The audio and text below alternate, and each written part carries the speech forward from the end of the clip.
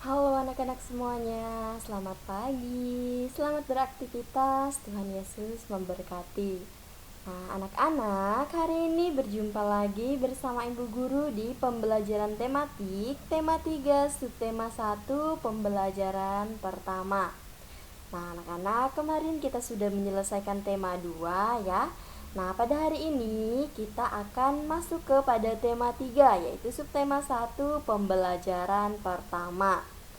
Nah, anak-anak, seperti biasa, sebelum kita memulai pembelajaran, kita akan berdoa bersama-sama. Sekarang Ibu Guru minta kalian duduk yang rapi ya. Kita akan mulai berdoa. Mari kita angkat tanda kemenangan kita dalam nama Bapa dan Putra dan Roh Kudus. Amin. Bapa kami yang ada di surga, dimuliakanlah namamu. Datanglah kerajaanmu, jadilah kehendakmu di atas bumi seperti di dalam surga. Berilah kami rezeki pada hari ini dan ampunilah kesalahan kami, seperti kami pun mengampuni yang bersalah pada kami. Dan jangan masukkan kami ke dalam percobaan, tetapi bebaskanlah kami dari yang jahat. Amin. Dalam nama Bapa dan Putra dan Roh Kudus. Amin. Nah, anak-anak, setelah saya berdoa, Ibu Guru akan menjelaskan kepada kalian materi yang akan kita bahas hari ini. Yang pertama, kita akan belajar tentang wawancara. Yang kedua, masalah keseimbangan lingkungan. Dan yang ketiga, pemanfaatan sumber daya alam. Baiklah, langsung saja kita buka buku LKS-nya. Itu di halaman 3. Ya, buku LKS kalian di halaman 3.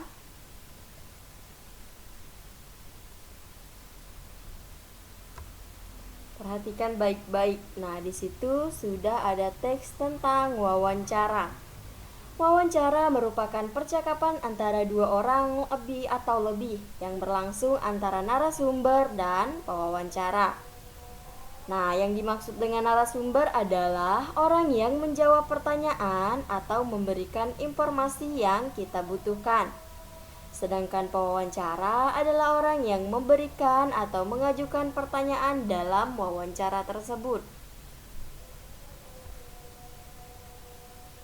Tujuan dari wawancara adalah untuk mendapatkan informasi yang tepat dari narasumber yang terpercaya. Wawancara dilakukan dengan menyampaikan sejumlah pertanyaan dari pewawancara kepada narasumber.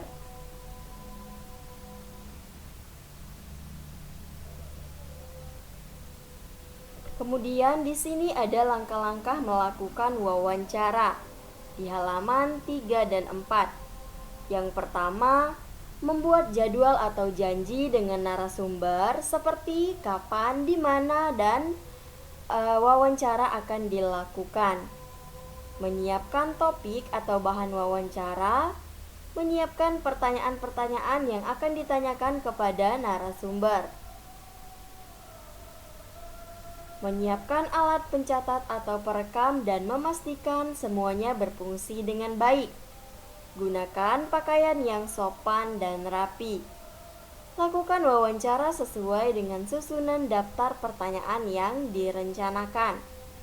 Ucapkan terima kasih setelah selesai melakukan wawancara. Nah, anak-anak, itu tadi adalah pengertian, kemudian tujuan dan langkah-langkah dalam melakukan wawancara. Jangan lupa siapkan buku catatan kalian dan catat materi hari ini. Ini materi bahasa Indonesia. Kemudian kita akan lihat materi IPA, yaitu masalah keseimbangan lingkungan. Nah, keseimbangan lingkungan dapat terwujud apabila terjadi keselarasan dan keseimbangan antara kelompok biotik dan abiotik. Keseimbangan lingkungan akan terganggu apabila terjadi gangguan pada kedua kelompok tersebut. Faktor yang menyebabkan perubahan keseimbangan lingkungan secara umum dapat dikelompokkan menjadi dua bagian. Yang pertama, faktor alam.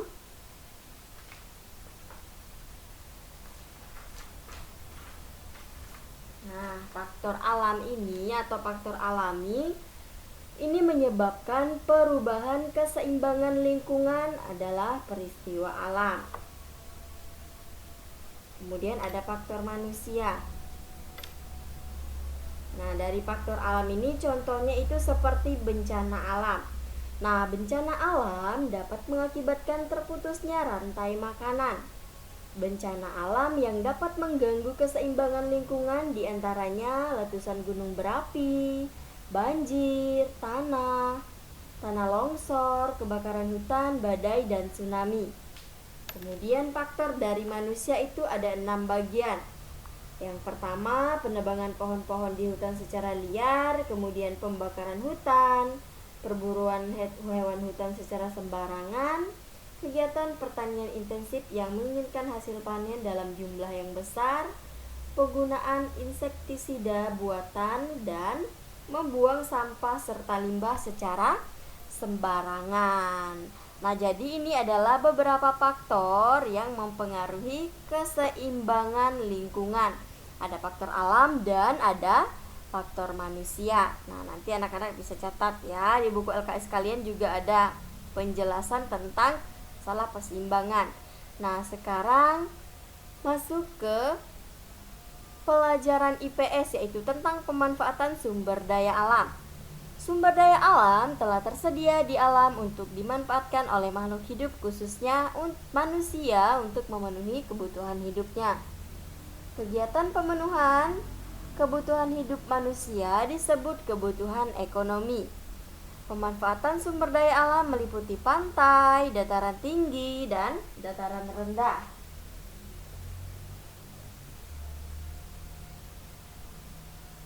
Nah, sekarang kalian buka buku temanya itu di halaman 1 ya, halaman yang paling pertama.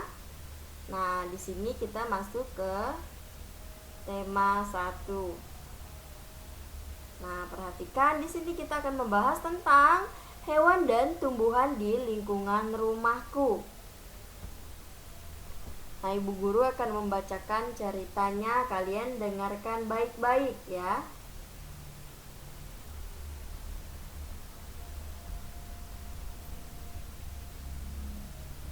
Sebagian besar masyarakat Indonesia mengkonsumsi nasi sebagai makanan pokok.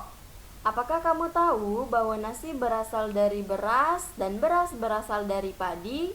Mari kita mengenal tentang padi. Nah, anak-anak, di sini Ibu Guru akan membacakan cerita tentang padi. Kalian dengarkan dan simak baik-baik.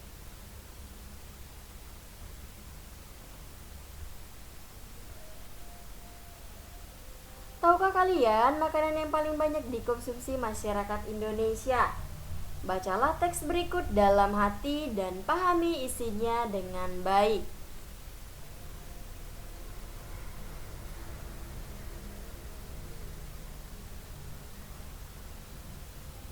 Padi adalah tanaman yang sangat penting di Indonesia. Padi menghasilkan beras dan banyak penduduk Indonesia yang mengkonsumsinya. Padi dapat tumbuh di daerah panas dengan curah hujan. Karawang, Jawa Barat dikenal sebagai lumbung padi nasional. Pertumbuhan padi dibagi menjadi 3 tahap besar. Pertama-tama, benih atau biji padi dimasukkan ke dalam karung goni, dan direndam 1 malam di dalam air mengalir supaya perkecambahan benih terjadi bersamaan. Selanjutnya, benih-benih ditanam di lahan sementara.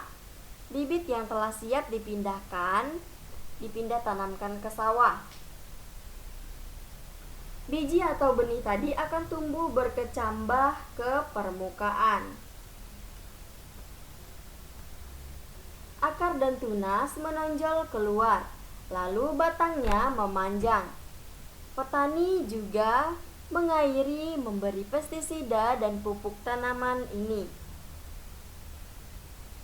Selanjutnya, tanaman padi berbunga hingga gabah matang, berkembang penuh, keras, dan berwarna kuning.